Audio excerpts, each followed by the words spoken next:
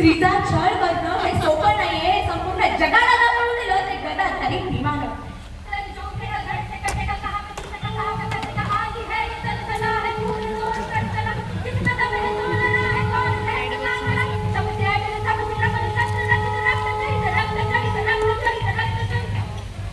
अहंकार जेव्हा स्त्रीवर सृष्टीवर चाल करून येतो तेव्हा शक्ती प्रकटते.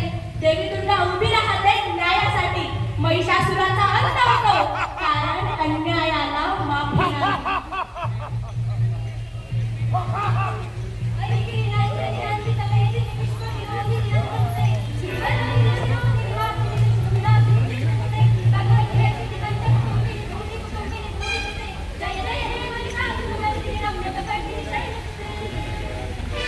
परस्त्रीला माते समान मानण्याची शिकवण माँसाहेबांनी शिवरायांना दिली.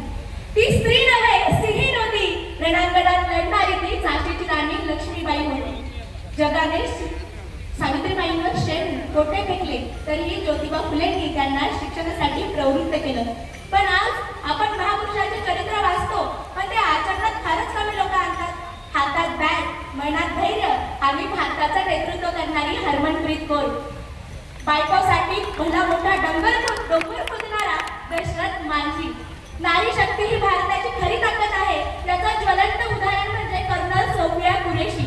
पॅडमॅन विचार बदलवणारा, स्त्री आरोग्य जाणणारा. आज काळाला गरज आहे ते स्त्री सक्षम व्हायला हवे तेव्हाच आपलं राष्ट्र सक्षम होईल. आपण आपत्तीबद्दल बोलतो. आज समाजात बऱ्याच आपत्ती आहेत पण सर्वात महत्त्वाची आपत्ती म्हणजे स्त्रियांवर होणारा अत्याचार.